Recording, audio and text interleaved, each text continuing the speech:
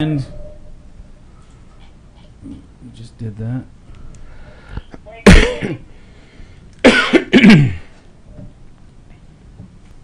Oh. Guess I should make sure we're doing live stream before we do that. Great, the audience Hey, is all we're gone in. away. We're 10 minutes late. Live stream. Ready? Okay. Welcome to the Biz for Good show with your hosts Bobby, Glen James, and Ryan Pilkington. The Biz for Good podcast is a fun and adventurous series that dives into the world of business, nonprofit, and startups, making a difference in the world for good. Get ready for another episode. Hey, cue that sick intro. Introducing Bobby, Glen James, and Ryan Pilkington. Biz for Good.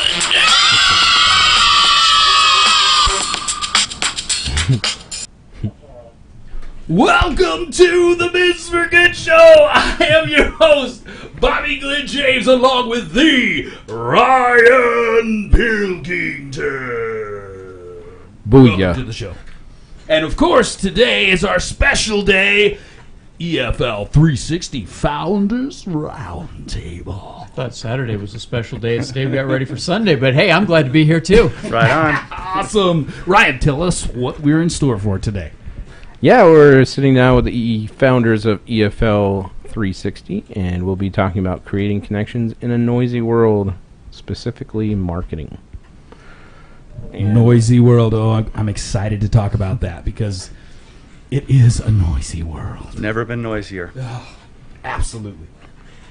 At the end of each month, we like to sit down with the founders of EFL360, dedicated educators, leaders, and passionate business owners doing good and helping entrepreneurs, founders, and leaders. Each month, we go deep in how to move our business forward each month. So, a warm welcome to Jay, Kevin, The Jay Bobby. Taylor, the Kevin Taylor. Two people that I actually always remember their names, thank goodness. Yeah. And Bobby James. I've even messed up my name. So I think the last time we did Founders, I said Bobby Jones. So Bobby Jones. that's really bad when you don't know your Welcome own back, name. Bobby Jones. I kind of like that. Bobby And he's Jones. sporting a really cool mic today. Yes. As usual, we're making do with the technology. So we make things work, right? Right on. All right, we want to thank our sponsors at this moment with MazumaUSA.com. MazumaUSA.com. We'd like to introduce the biggest thing to happen to the accounting industry since 1495, Bobby. $14.95. Wow. It's The Mazuma date. Bookkeeping and Taxes. And if you own a small business, it's about to change everything. Mazuma was established to focus solely on you, the small business owner. Here's how it works. Step 1, send your statements to the docs to Mazuma. That's it. They do all the rest. They do all the bookkeeping for you, and they even file your taxes. Both personal Personal and and business taxes. All included. Exactly. It's like an all-inclusive stay at the resort. Yeah, at a resort. Oh, is there going to be food? Yeah, there would. I bet there would be. This provides optimal returns every time. And here's the best part. It's only $75 a month. And so $75, you get your own accounting department. You can trust Mazuma. Call now. Set up a free consultation at 866-575-9100. And you can also go to MazumaUSA.com. MazumaUSA.com. Be compliant, be organized, and save on taxes. Mazuma, changing everything about running a small business. Awesome. We love those guys. Mazuma, M-A-Z-U-M-A, USA.com. Thank you, Jay. Thank you, Jay.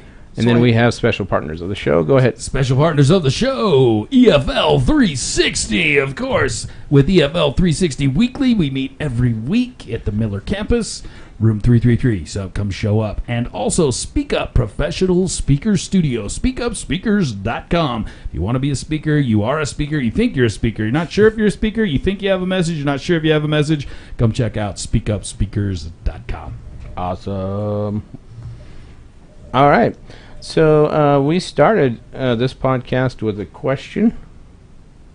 You're looking at me funny. Am I? That's Bobby Jones. That's Bobby Jones, ladies and gentlemen. Everyone look at Ryan. Look at Ryan funny. Okay, Ryan, what's going on? How was it? Where are we headed? Take us there. This is awesome. Take us we home. started this podcast with what in mind, Bobby? What was our Goal? on this? I don't know. You just said, Bobby, let's start talking to people and have some fun. Yeah. No, actually the goal is people doing good in the world with business, because people talk about cutthroat business owners and, they're out for themselves and they want to make millions, blah, blah, blah. But truthfully, most people are motivated by doing good in the world. And most people are drawn as a customer and a client to people that are doing good in the world. And we want people to know there's a lot of that going on. So we're spotlighting as much as this we can, right? Absolutely. And it's been a blast, right? It has been a blast. We've met some amazing people. There are a ton of awesome people out there doing good in the world.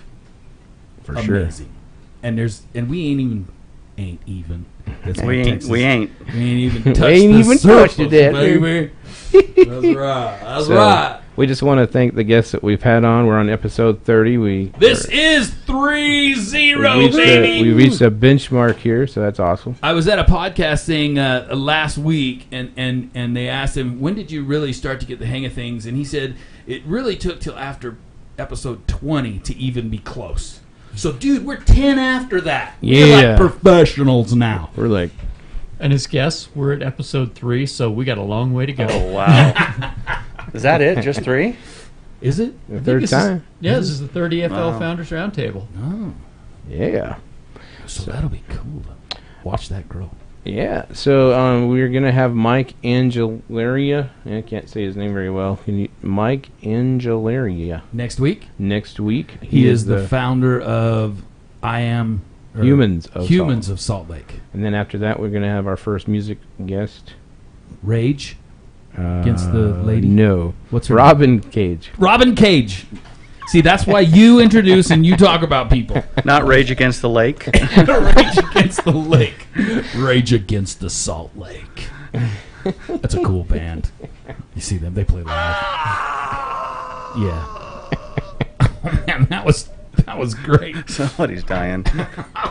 We're dying here, Ryan. Pull us back in. Pull us back in. All right, so if you're new to the show, we like to have fun, as you can tell, right? We like to have fun. So come for the ride for the next 30, Kevin right? and Jay keep coming back. They keep coming 3 back. times now. They really like us. Pay is that good? Unless Jay's just looking for food every time. Yeah, he It keeps is what it thinking, is. One of these days we're going to have a big old sandwich.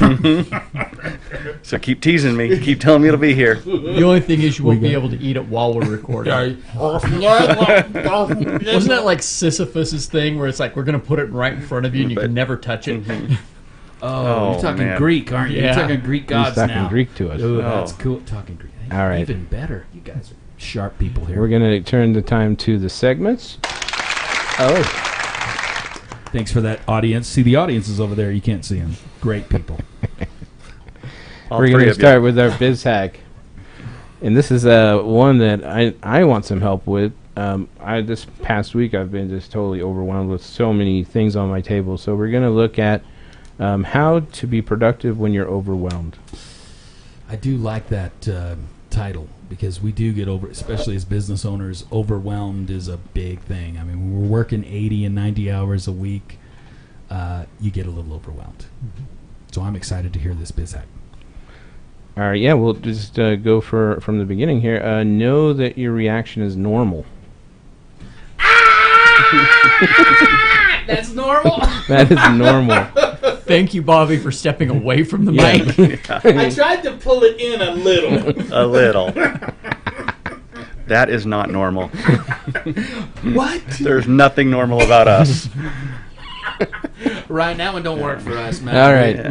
We don't fit that mold. But that's important to look at, that I'm not different, because then we get into a self-judgment. We get to accept that overwhelm is normal, but we can shift. We can change our attitude towards the overwhelm, towards that. Yeah. And if you just acknowledge it. Hey, I'm overwhelmed.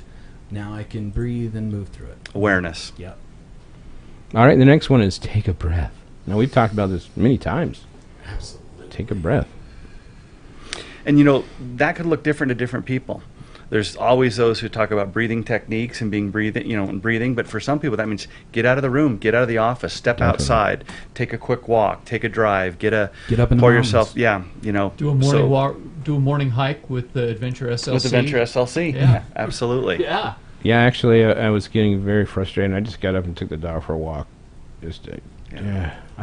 So know what your deep breath is, because your deep breath might be different than somebody else's. Absolutely. I love it. Prioritized and then creatively prioritize. Wow, that's a tongue twister. Prioritize and then creatively prioritize. Ooh. Say that 10 times fast. Don't do that. He's like, no, I just challenged him. Don't do it. And a lot of times I was going to try it, and it was not going to be perfect. We prioritize in terms of deadlines. We prioritize, because somebody else makes the priorities. And I think the creatively prioritize in the sense of overwhelm is, do we get done first what's overwhelming us? Even if that isn't the number one thing on the list in terms of a deadline, if we're able to get that done, then can we calm down and move into everything else? Or when we say creatively, it makes me think, do we prioritize what is going to create the biggest difference? Ooh, it may not be the first thing on the list. It may That's not very be the creative, thing that's driving Kevin. me nuts, but is this going to create the biggest difference? That should be my number one. Yeah. Wow, I think both of them, and that's why I prioritize and then creatively prioritize. Love Maybe it. That's Love the it. both pieces. Yeah.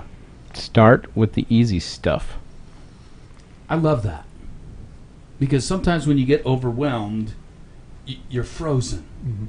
And if you could just do one little thing, it's like getting the wheel going, right? If you could just get that one little thing done, then it starts moving and things get easier. I know I get there where I get frozen and I'm like, I just can't do anything. But if I just do that small thing, then I can move forward. I love that. I do that all the time. Just say, okay, I'm going to get up and I'm going to do this goofy little small thing that's going to get me moving.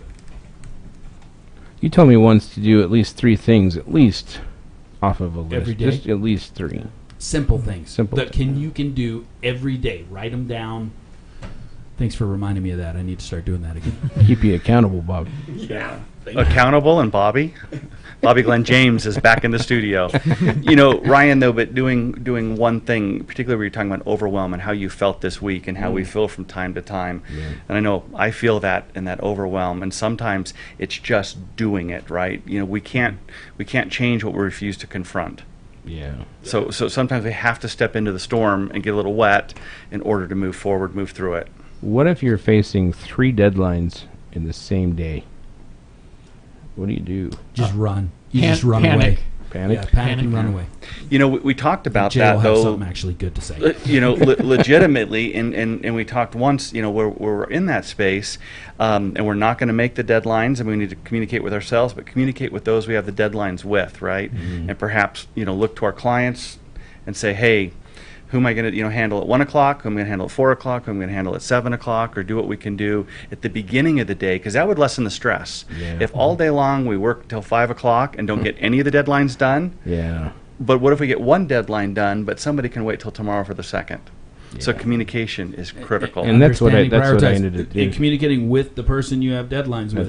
Because if they know you're working hard and they know you're not forgetting about them or pushing them off, that it's just, hey, I want to do this right for you. I mean, they appreciate that, and they'll connect with it. Let me toss out one other crazy idea. Sure. What if you get one of those deadlines done the day before? Oh, he's saying be proactive. Oh. Kevin is, the brains of the outfit, the Professor Taylor here. No, it's much better to push it off until the last minute. It's so much less stressful when you just finish it really quick. My son Riley is listening. He didn't mean that, Riley. That's not true. Procrastination is an entrepreneur's worst night. Yes, it is definitely not a beautiful thing. Thank you, Kevin, for the voice of reason. All right, we have a few more here. Use your teammates. Use timers. Take 5 or 20 minutes. Any one of those you want to tackle? I like the teammates piece. You can't do anything alone. Not anything good. Mm-hmm. The timers, I've read a lot about the Pomodoro technique, which apparently is Italian for tomato. And I think tomato technique. It comes about because somebody had a tomato-shaped kitchen timer, And they just wound it up to 25 minutes, put it on the desk, and said, I'm going to work until that dings. And when it dings, I'm taking 5 minutes, I'm breathing, I'm walking the dog, whatever. But they started to realize how productive they could be with a focused 25 and then walk away. And then come back and set the timer again and do it again. And so, when we talk about use a timer, I think there's a lot of power in that a lot of us don't get because we just think, I got to plow through for the next 3 hours straight. And it's so hard for me to tell myself, I'm going to stay focused for 3 hours. Yeah, I get distracted. Yeah. But if I know I've got until this thing dings at me, go. And, then I can check my email at that point. I can make a call back. I can do whatever I need. And it's only 25, 15, 7. Oh, hey, time for email. I like it. I like it. All right, any more comments before we go on to the next portion? All right. That's a good biz hack. If only I could speak. Thanks, Bobby Jones. Hack. Yes, Bobby Jones. All right, you can redeem yourself right now. We're going to do some personal stories that we've had, either doing good or getting back served to us. Okay. In lieu of recent events that's facing our nation, I think it's time to focus on service and how we serve each other and how I see that every day in my life. So, you want to start off? Me? Yep. You had a Thanksgiving one. Oh, yeah, I had a Thanksgiving one. So one year, me and my wife had this bright idea that we'd get a bunch of friends and neighbors together, and we'd tell them to come to our house, and we were going to do something. And so we had quite a big group. It was really awesome. We had probably 20-something people with kids and everything.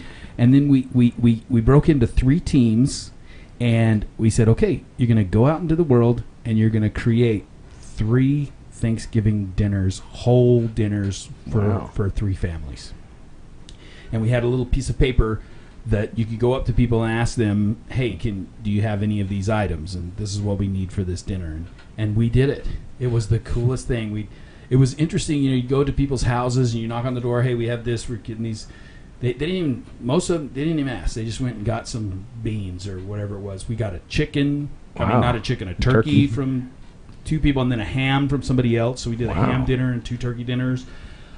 It was just the even cooler part is we just went kind of with our spirits to find some people, and the group I was in, and the other people that were in the other 2 groups have some really cool. They have a really cool story too. But I was in one, and we drove by a trailer park, and there was like an RV portion to it, and there was this RV, and it had all these kid toys around the RV. So we just felt really drawn to this RV, and it's November in Utah, cold, and they're living in an RV. You could just tell. Freezing. And we knock on the door, and it was this retired vet and his 2 little kids and his wife in this little dinky RV. And at first he's like, what the crap? Because we're all excited, and we have all this stuff. And he's just like, and the little kids are, oh, wow, they were just so excited. It was the coolest thing ever. Nice. We were all bawling, and it just, service is such a powerful thing. And when you're given without getting, it was just a super memorable thing. But anyway. Awesome. That's awesome. Anyone else want to share? I can bring it down about 7 notches from that, but still tell kind of a random thing. So this past Monday, for those who looked up at the sky. Oh, that was amazing. Yeah, somewhere in the middle of the day, the sun just about vanished around here. It got cooler, too, like 15 degrees. There's some weird shadows on the ground. It was sweet. Pretty sweet stuff. My family went out in front of our house, and my wife had got the eclipse glasses for us, and we were out there, and basically what happened, the good part was we were out there, and we had neighbors just start to come around. And it was so cool to just be able to say, oh, here, take a look through the glasses. And my kids had made the little pinhole projectors so you could, look inside a cereal box and see an image of the sun in there. And it was just really fun to see the neighbors come together. And even one neighbor was just driving by in their car, and they stopped and like, are those eclipse glasses? Could my kids look? We didn't get any. And it was just so much fun to be able to just share that little thing of like, here, just, put them on, look up for a minute and enjoy. It wasn't a big thing. It wasn't hours of planning or anything else. It was just going out there and saying, let's, the neighbors are here. Why don't we share with them? Creating good in the world. It's not hard. It's not hard. Community. I mean, that's just such a big thing and something that we don't experience as much as we maybe want to or used to, and it feels good to be with people. I think we talk a lot about doing good and being good, or being good and doing good, and we're all doers, and that's a real big part of hashtag. Do good. Do good. It's kind of ingrained now. of what we do, but at times we get to be those that receive the good and goodness of others. And we talk about the relationships we have of helping each other and mentoring and coaching and lifting and trying to to help our businesses and whatever that might be. But on a personal note, sometimes we need things personally. And I know I recently had a situation where I was just completely overwhelmed, and it was unpredicted, and I wasn't dealing with it well. And I called Kevin, and we walked through it, and he helped me out, and he stepped up in a way that was just absolutely huge in the moment. And at what sacrifice to him and his family and his life and his day, but it shifted everything for me. And so being in that situation of being able to call upon a friend and say, you know what, I'm in trouble, I need some help here, I really and have dropped everything and helped me out, talked me through. So that's hard. It's hard to receive, especially when we're doers. It's hard to be vulnerable. It's hard to ask for help sometimes, particularly for people who you want to respect you, and sometimes we're the teacher, sometimes we're the student. But we can do good, and then sometimes we're on the end of receiving good. And you can't be a giver without a receiver. And so if we were all givers, then nobody would get anything. I think we forget that that's a power up. My sister used to tell me she had a boyfriend, and his best quality was that he was just so good at getting, when somebody gave him something or something, he was so grateful and thankful, and was just not, he was always so gracious when somebody, because some people go, no, like give them a compliment or something, and they're like, no, you don't tell me that. Well, you're throwing away that give. And so that's almost, we forget that getting things is just as important.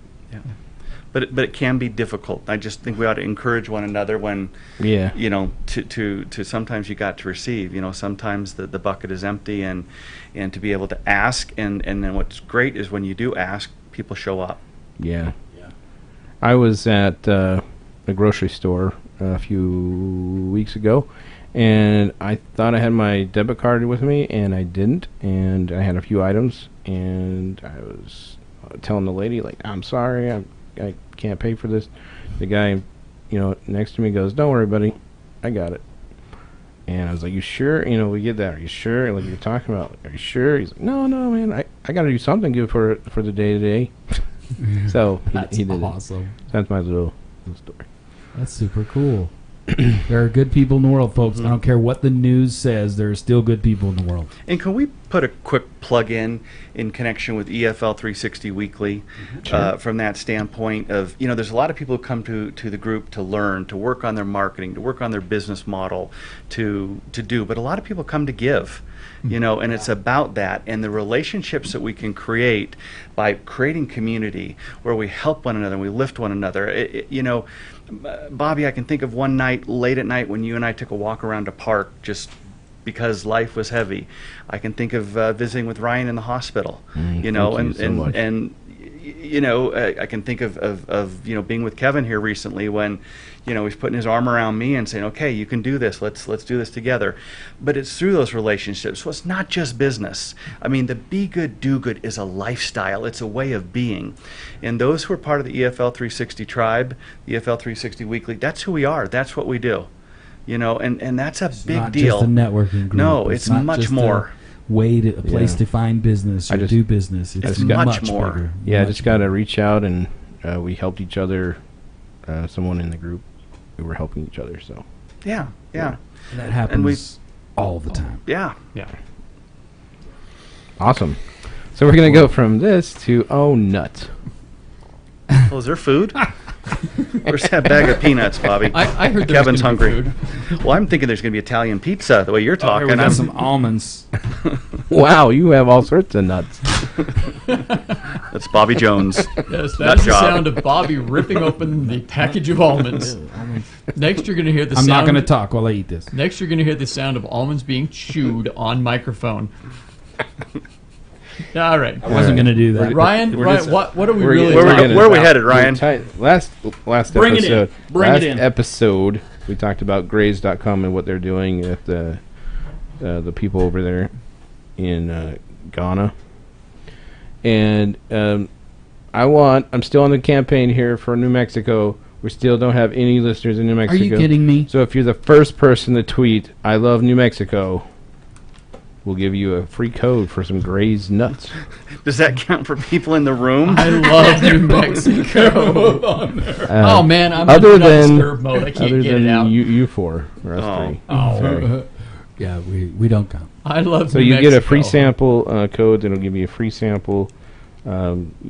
You have to enter your credit card to get that gift card, but you can cancel it anytime. Anyways, it's, tweet it out. Go to BizForGood Twitter.com/BizForGood All right, I'm going to turn it over to Bobby for the show and the segments with our roundtable guests. Ta-da! Go.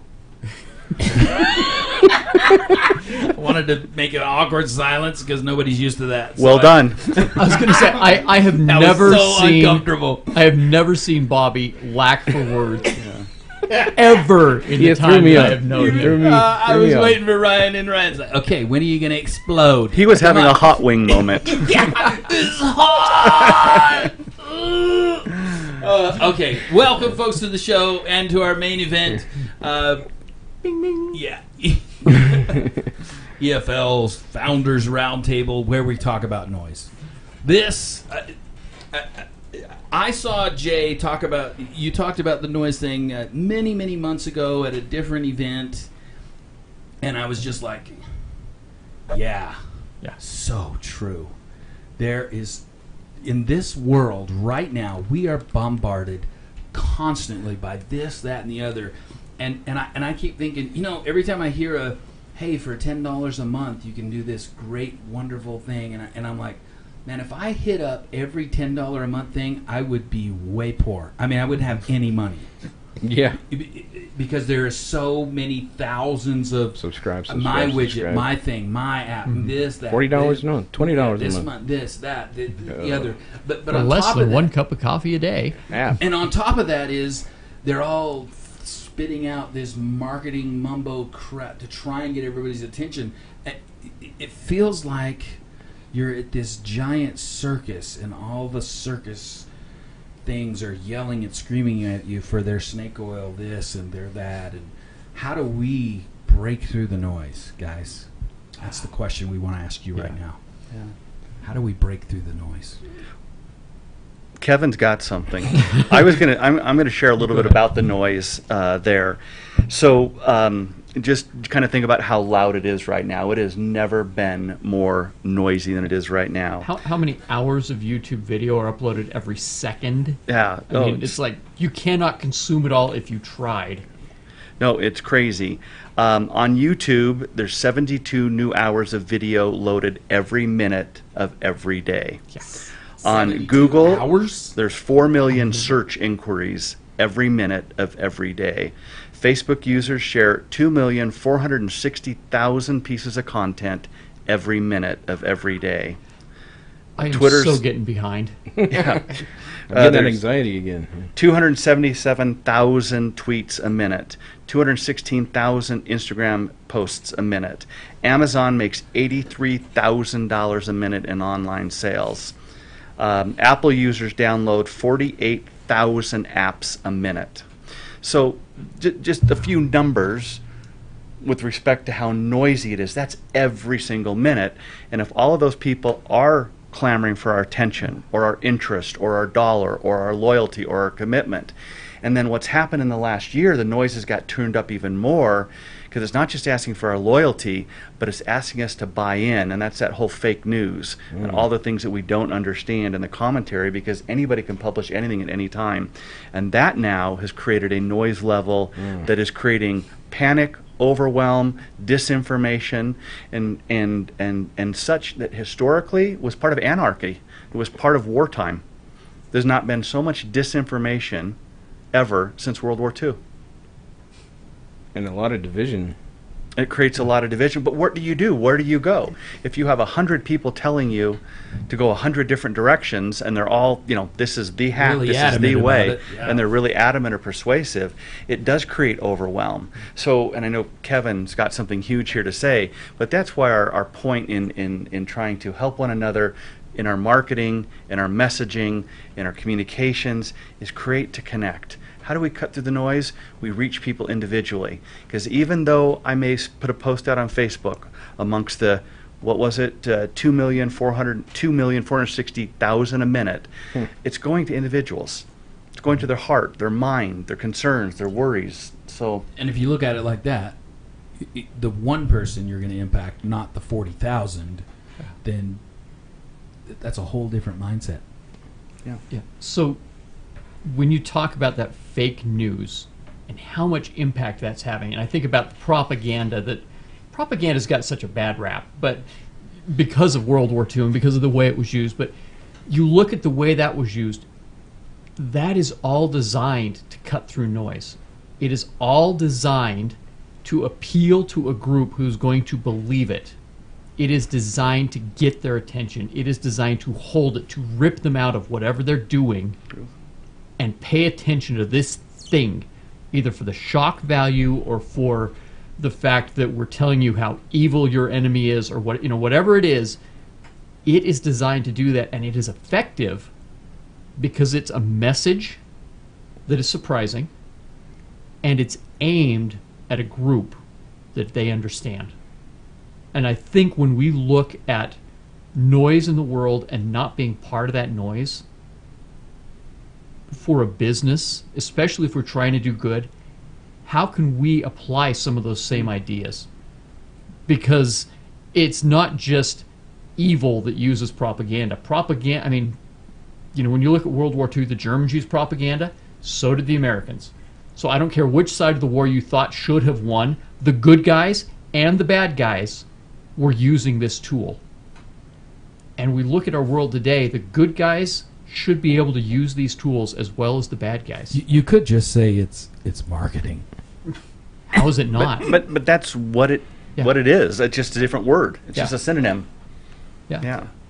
And so Kevin's suggesting, right, that we just take the effectiveness of propaganda, how it works, the mechanics, the hows, but put it with our own messaging. What does that what does that look like? One, it looks like knowing who you're speaking to. Exactly. Right? Because just what you identified, they And knew what they want to hear. and then what they want to hear, what we want them to hear, what they will listen to. Yeah. Yeah.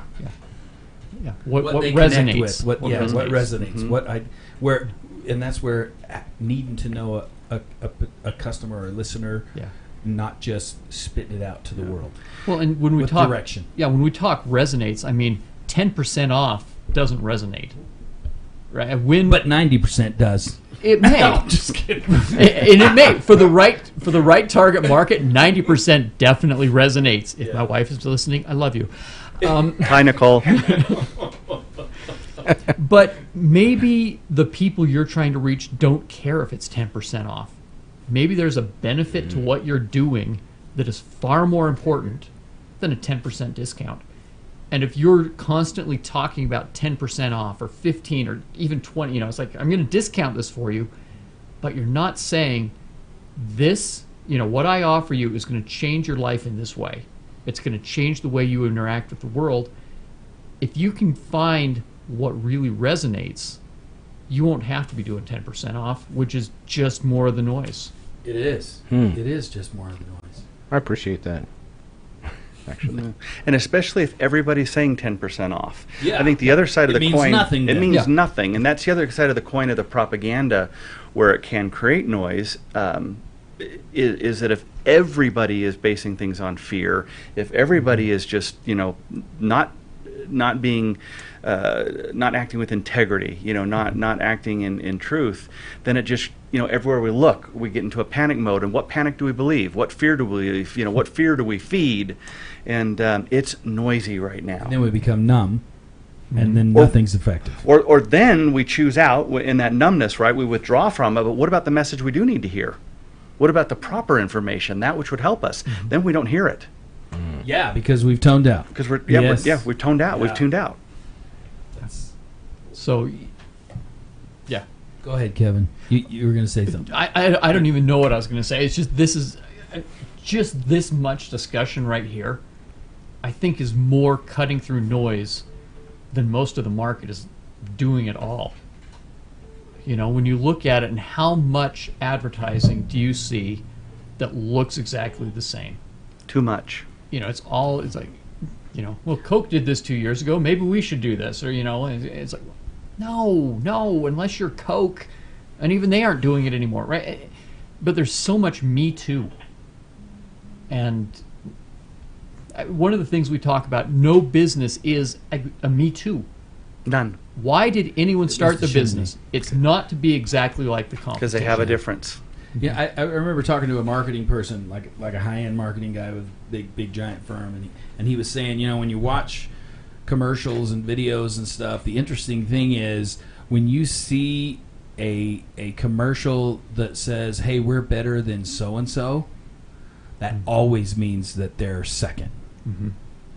And for whatever reason, marketing traditionally does that a lot. If they're and I remember right after he was talking about that, I saw this Ford commercial, and it was like, and we're better than Toyota, and I just thought, so that tells me Toyota's number 1 and you're number 2 or 12 or whatever it was. You're afraid of whoever else you're talking and I just about. thought, how sad that is the traditional marketing piece, to try and leech on to the leader and say you're better. That's your marketing. To leech on to the leader and say we're better. That's just like, wow.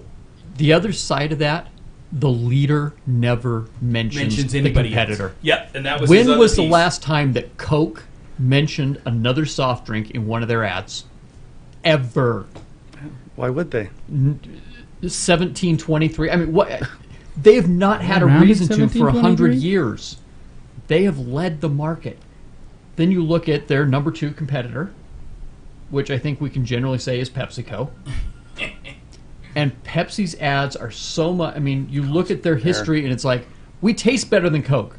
Everybody prefers us over Coke. Yeah, we're more fun than Coke. We catch Coke. Michael Jackson's hair on fire. You know, Better than Coke. That's I mean, the same thing when you look at. yeah, that was way back. Yeah, you go to the rental car market, right? I mean, even there, we don't support or condone these companies. Yeah. Thank you, Ryan. Ryan's in overwhelm. Just Breathe. Remember, breathe. And not saying that any company's better than another, but it's interesting to see the noise and the cutting through the noise. A few years ago in the rental car, you had Hertz being the big dog, and Avis trying harder. We try harder. We try harder. We're not number 1, but we're going to work harder than number 1, which I think was starting to cut through a little bit of noise. They stopped mentioning the big dog, and they just said, we work harder for you.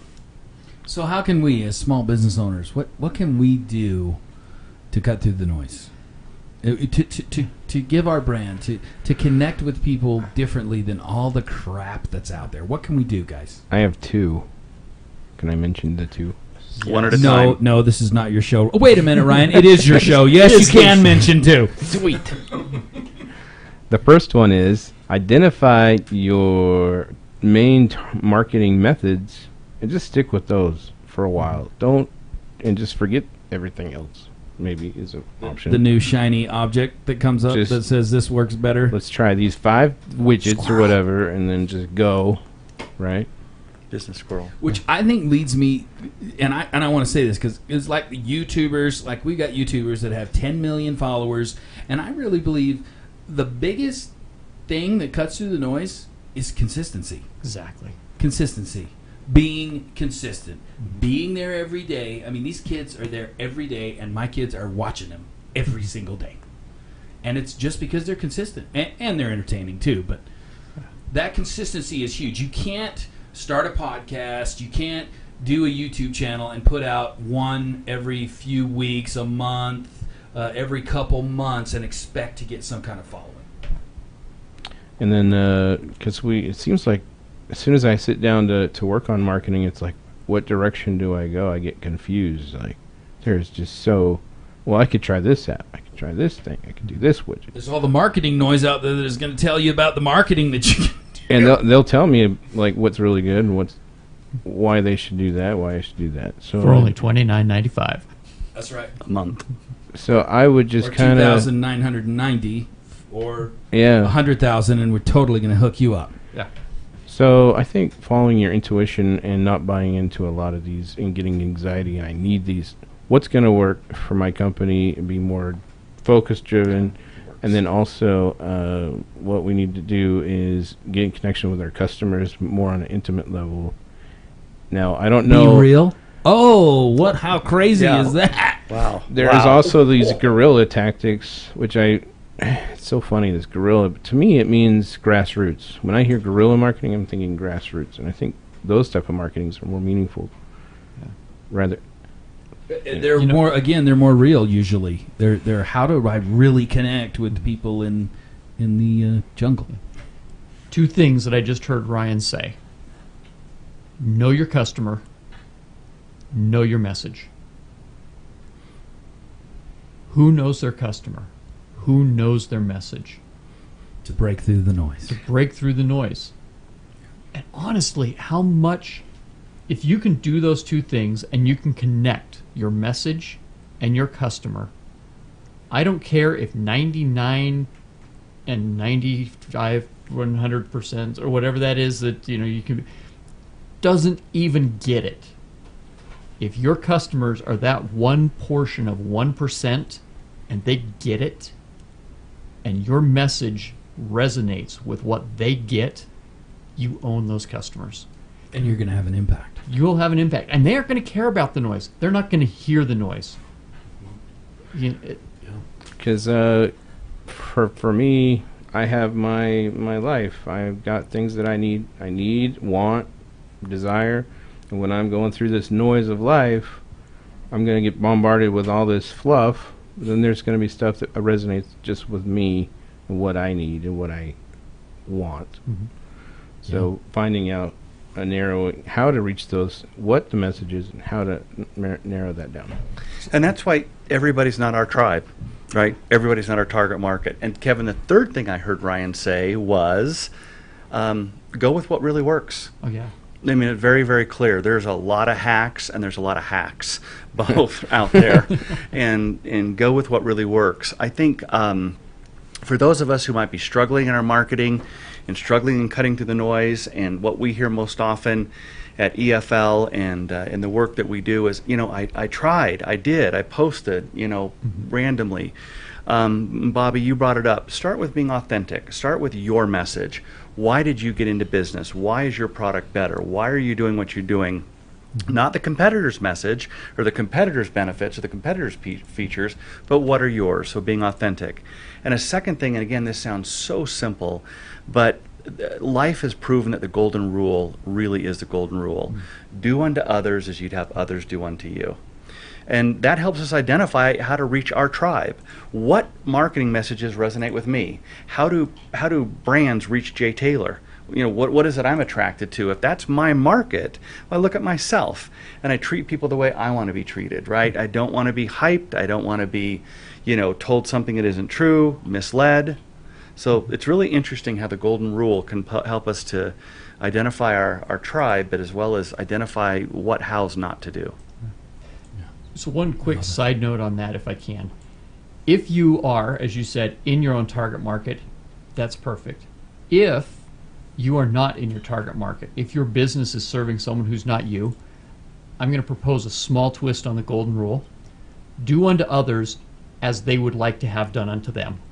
Absolutely. Yep. That's because if I am not my own target market, and there's a lot of business owners who aren't, I was in assisted living, and I was not, a 70-year-old or 65-year-old woman who's trying to find a place to put her 85-year-old mother. I had to learn to recognize, what does my customer want? And that might not be the way I want to be treated. It could be very different. The message that resonates with them is very different than the message that would resonate with me. But I got to know that. So powerful. That's the point. If I don't know my target market because I'm not a member, I need to talk to them. I need to find out what they're looking for. And we talk about it all the time that no input is good input. No information is really good information. It's input. When That's nobody feedback. wants what you're talking about and nobody's engaging with it, that's feedback. really good information.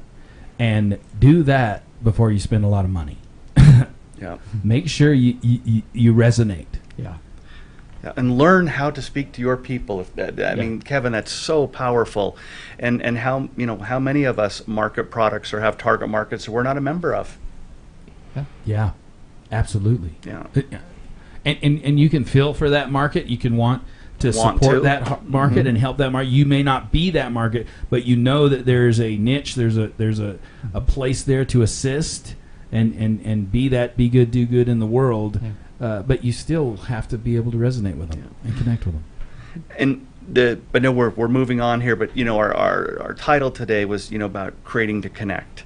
And that's just maybe just that simple. As you create your marketing, as you create your messaging, as you create your marketing plan, do it in such a way that you're going to connect with your message and connect with who you want to connect with, right? I mean, just that's a filter we can just use over and over and over.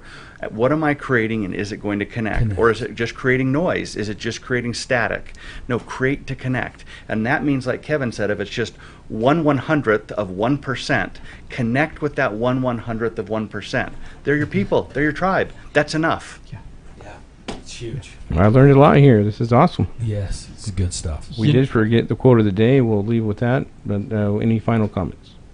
I'm just going to add the technology difficulty we face today. One of the microphones here was just spitting out static. And we were thinking, maybe we keep it in and just have noise. Just so we recognize what that was Kevin's idea, and me and Ryan are going, no. But think about it. I mean, when you're hearing a lot of static, you just try and tune out everything. And that is honestly the biggest competition for getting your message out there, is not necessarily the noise you're making, but the noise all around and people tuning it all out and saying, I can't take in anything right now because it's too loud. It goes back to what Jay said. When we are bombarded so much that we become numb, we don't get to hear the message we really want because we've been basically killed for it. Yeah. And so maybe part of creating that connection is helping people get through the noise. Absolutely. What a great approach. Yeah. Looking at that alone. And it's like, I don't even buy my stuff, but let me just tell you the disinformation. Let me tell you the problems. And if people start to listen and they recognize truth and it resonates, you create a connection. You create a relationship, and that's where some of the best marketing plans come from. Giving away something of value, something for free that actually has value. I know I've seen things and I've connected with like YouTube or an ad or something where they actually they had a webinar that actually had real useful information, and wow, I wanted to go further because it wasn't a way to get me to buy stuff. It was actually worthwhile. Yeah. Exactly. But that's the anomaly now. Yeah, that's really the anomaly now. That happened for this first part of a webinar I watched, and I was so excited. Like, they're giving me stuff here. I don't have to buy a book or something. And then at the last minute, I'm like, here we go. For the next 10 minutes, it was, the buy-in. Yeah. Anyway. And if I can just do the shameless self-plug here. The EFL360 weeklies that we do are really our attempt to cut through that noise. That we try to say, okay, we know the problems. We're living in it. We're entrepreneurs. We're founders. We're leaders. We're here. We get it. We see the noise. We see what Ryan just brought up. here's this, and by the way, buy now. And I think it's one of the things we really do try and create is let's get what really works. Let's cut through the noise, and without any expectation to buy or to, it's like just let the guard down. We're here to help. And I think that truly is rare. And yeah, we're it's like tossing out the bad mic. Let's work with what works and give value to your customer. Yeah. Wow, it's not rocket science, people, but it's valuable. Yeah. Super valuable. Break through the noise, care about your clients, connect with your clients, understand what your clients really want to hear and know, and you're going to go a lot further. And if you could assist them in killing the noise, serve them. Serve them. Yeah. Serve them. It's not rocket science. You want to end with the quote of the day? Yeah, that's what you call it. That's why Ryan's here. I don't know if this goes with the show, but it says, better an oops than a what if. Better an oops than a what if. So just get out there, get your fingers. Last hands, words about that, dirt, guys. go Come on. All right. I know the best thing to do is the right thing. The next best thing to do is the wrong thing. Oh, there we go. And the worst thing to do is nothing. Boom. That's a wrap. Drop the mic. Mic drop. Hashtag be good, do good. Hashtag be good, do good. Hashtag be good, do good. And that's a wrap. And that's a drop the mic. I didn't hurt it though.